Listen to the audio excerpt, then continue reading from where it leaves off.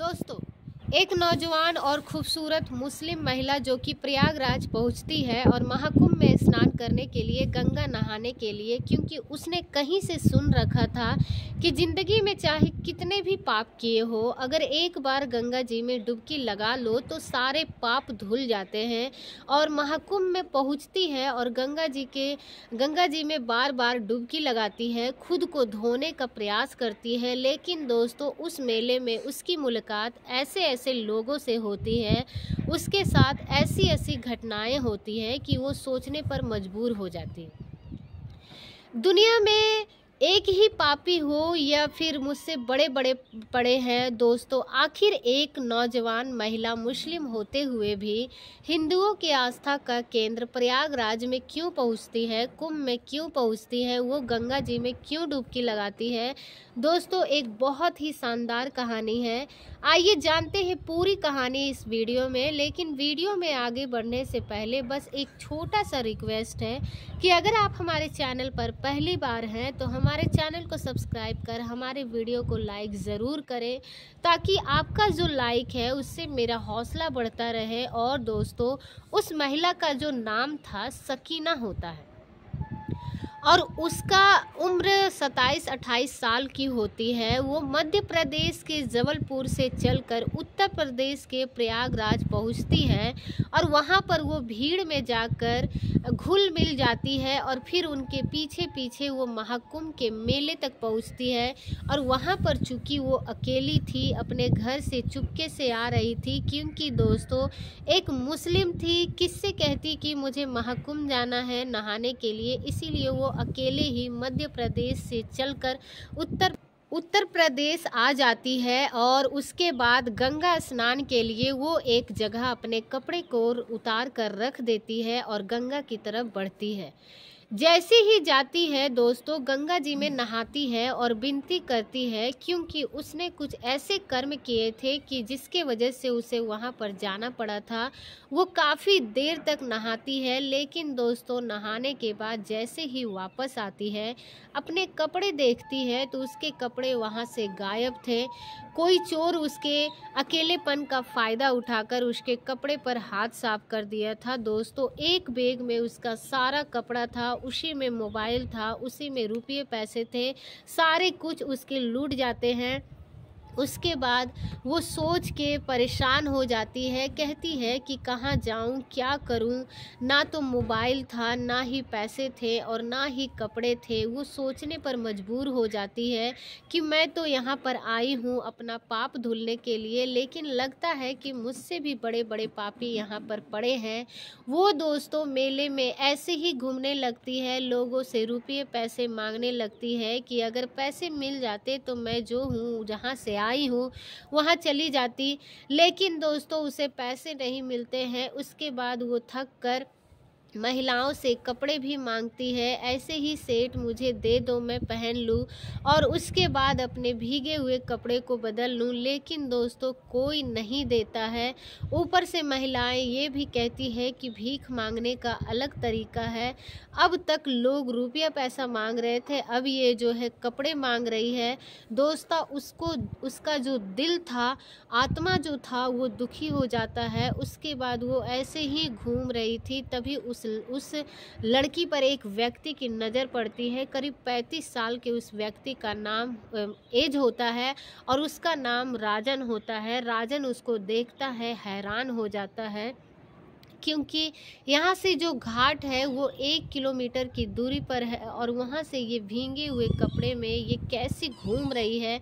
समझ जाता है इसके साथ ज़रूर कुछ ना कुछ गड़बड़ हुआ है, या उसके पास जाता है और उससे उसकी समस्या पूछता है, नाम पूछता है। तो दोस्तों वैसे तो उसका नाम सकीना था, लेकिन उसने अपना नाम बदल कर शीला रख लिया था। उसने अपना नाम बताया और अपने साथ जो उस घटनाएं हुई उसके बारे में बताया और कहने लगी, मैं बहुत परेशान हूँ, मेरे साथ चोरी हो गई है। और वो राजन कहता है कि कोई बात नहीं है, आप मेरे टेंट में आ जाइए। दोस्तों वो राजन जो था वो महाकुंभ के मेले में एक टेंट लगाकर फ्री में पूड़ी सब्जी नाश्ता यही सब लोगों को बांटता था। उसके 4-5 वर्कर थे, उन्हीं के साथ मिलकर ये काम करता था। उसके बाद जब वो शीला को देखता है, सकीना को देखता है, तो उसे अपने टेंट में ले जाता है। पीछे आग जल रही थी तो सकीना भी भींगी हुई थी, ठंड से काँप रही थी और ये जो है उसको बोलता है कि आप जो है आग सेक लीजिए और उसके बाद कहता है कि मैं आपके लिए कपड़े लेकर आता हूँ। वो कहती है कि ठीक है, लेकिन दोस्तों जब वो आग सेक रही थी तो उसके ऊपर से नीचे तक निहारता है और वहीं पर दोस्तों उसके ऊपर उसकी नीयत खराब हो जाती है। उसके बाद वहाँ से जाता है और मार्केट जाता है और उसके लिए एक अच्छा सा सूट खरीदता है और उसके बाद वहीं पर एक कमरा जो है होटल में बुक कर देता है और उसके बाद फिर वो सकीना के पास चला जाता है। जैसे ही आता है, सकीना वहाँ बैठी थी, उसे ठंड से राहत मिल गई थी। उसको वो सूट देता है और कहती है कि इतना सुंदर सूट, इतना महंगा सूट आप किस लिए लेके आए हो? तो कहता है कि आपसे बढ़कर तो नहीं है, आप इतनी सुंदर है, इतनी खूबसूरत है, तो सूट भी जाहिर सी बात है वैसा ही होना चाहिए। ये वो दोस्तों उसके साथ फ्लर्ट करने लगता है और फिर कहता है कि ये लो सूट बदल लो और दूसरे साइड चला जाता है। सकीना अपना सूट बदलती है, उसके सामने जब आती है तो फिर वो कहता है कि बहुत खूबसूरत लग रही हो। अब दोस्तों वहाँ पर वो पुण्य का काम करने गया था, लेकिन उसके दिमाग में कुछ और ही चलने लगता है। उसके बाद फिर वो कहता है कि चलो कहीं घूम के चाय नाश्ता करते हैं। हालांकि वो पूरी सब्जी बांट रहा था, नाश्ता का इंतज़ाम उसके भी टेंट में था, लेकिन वो उसे अलग लेकर चला जाता है। मार्केट में एक होटल में बिठा आता है, चाय नाश्ता करवाता है, उसे खुद करवाता है और उसके बाद फिर वो उसे लेकर मेला घूमने चल जाता है। जहाँ पर मेला घूमता है, झूला झूलता है और नौका बहार वगैरह करता है और उसके बाद जो उसके वर्कर थे वो फ़ोन करते हैं कि साहब आप कहाँ हो और यहाँ पर ज़रूरत है, आइए, प्रसाद तैयार हो गया है, आप अपने हाथों से बांटिए। तो वो कहता है कि मैं बांटूँ या तुम लोग बांटो, एक ही बात है, तुम लोग बांट दो, मैं कल आऊँगा और पैसे की ज़रूरत होगी तो मुझे बता देना, मैं खाते में भिजवा दूंगा। अब जो वर्कर थे वो एक दूसरे से कहने लगा कि भाई राजन साहब जितना यहाँ पर पुण्य का काम कर रहे हैं, आज लगता है सब कुछ भूल गए हैं और आज जो है उसको मैडम मिल गई है, आज आदत हो गई है अपनी, तो जाइए, नहीं कोई बात नहीं है, हम जो करने के लिए कहाँ गए हैं हमको करना चाहिए। अब जो वो सोच रहे थे दोस्तों, उसका भी सोचना गलत नहीं था। राजन के दिमाग में ठीक यही चल रहा था कि जैसे ही रात हो, जैसे भी शाम हो, इसको लेकर मैं होटल में जाऊं और उसके बाद उसके मन में वो करूं। अब दोस्तों यही सब करते हुए वो सकीना के हाथों में हाथ डालते हुए, जो कि उसके लिए शीला थी, उसके हाथों में हाथ डालकर मेला घूमता है और उसके बाद वो शाम होने का इंतज़ार करता है। अब जब शाम हो गई तो सकीना ने उससे कहा कि आप कहाँ रहते हो? तो कहता है मैं तो रात को होटल में रहता हूँ, क्योंकि दिन भर भंडारे वगैरह करते हुए थक जाता हूँ, तो रात को मुझे आराम की ज़रूरत है और वैसे भी 1-1.5 महीना यहाँ पर रहना है, तो अपना सेहत भी देखना है, तो इसीलिए मैं रात को होटल में रुकता हूँ और क्यों ना आज तुम मेरे साथ होटल में रुको। तो कहती है कि मैं आपके साथ कैसे रुक सकती हूँ? तो राजन कहता है कि एक बार रुक के तो देखो, होटल का कमरा तो देखो, आप देखते ही कहोगी कि जैसे स्वर्ग है, कभी तुमने देखा भी नहीं होगा। अब दोस्तों जो सकीना थी वो मन ही मन मुस्कुराने लगती है, सोचती है कि ये सोच रहा है मुझे आम लड़की समझ रहा है, लेकिन अब इसको क्या पता कि मेरी जो रातें हैं वो होटलों में ही गुजरती है। वो मन ही मन मुस्कुराने लगती है, लेकिन अब जो राजन था वो उतावला था और जैसा वो कह रहा था वैसा वो सोच रहा था, क्योंकि इसके ऊपर एहसान था, उसने इसको कपड़े दिलाए थे, इतना दिल खोलकर उसके पीछे खर्च कर रहा था, उसका एक वही हमदर्द था। इसीलिए सकीना कहती है कि चलो कोई बात नहीं, मेरा तो काम ही यही है, इसके साथ भी खेल खेलते हैं, देखते हैं क्या होता है। अब दोस्तों सकीना की सच्चाई के बारे में उसको ज़रा भी नहीं पता था कि ये कौन है, यहाँ पर किस लिए आई है। और दोस्तों उसके बाद राजन उतावला था और रात हो जाती है और जैसे ही 9-10 बजते हैं उसे लेकर उस होटल में जाता है। वहाँ पर उसने दिन में ही उसके लिए कमरा बुक कर दिया था। तो अब जब वो जाता है वहाँ पर रात के 9 बजे 10 बजे, उसके बाद दोनों बैठे थे और वहाँ उसी के ख्यालों में खोया था। उसकी तारीफ़ों की पुल बांध रहा था। कहता है कि कितना दिन हो गया है, मैं एक सप्ते से यहाँ पर कुंभ में स्टॉल लगा रहा हूँ, लोगों को भंडारे वितरण कर रहा हूँ, परोपकार का काम कर रहा हूँ, लेकिन मैंने तुमसे सुंदर महिला नहीं देखी, तुम सुंदर लड़की हो नहीं देखी। वो मुस्कुराने लगती है, कहती है कि कोई बात नहीं, ये तो ऊपर वाले की कृपा है, लेकिन आप मेरे पीछे कुछ ज़्यादा ही परेशान हो गए हैं। आपने अपना काम छोड़ दिया, इतना कुछ किया, मैं आपका एहसान कभी नहीं भूलूंगी। राजन कहता है कि मेरा काम ही है परोपकार करना, यहाँ पर मैं वही तो करने आया हूँ और आपके साथ जो भी वहीं पर हूँ। उसके बाद उसका हाथ पकड़ लेता है और फिर कहता है कि मैं तुमसे प्यार करने लगा हूँ, सच बताऊँ तो मैं तुम्हें चाहने लगा हूँ।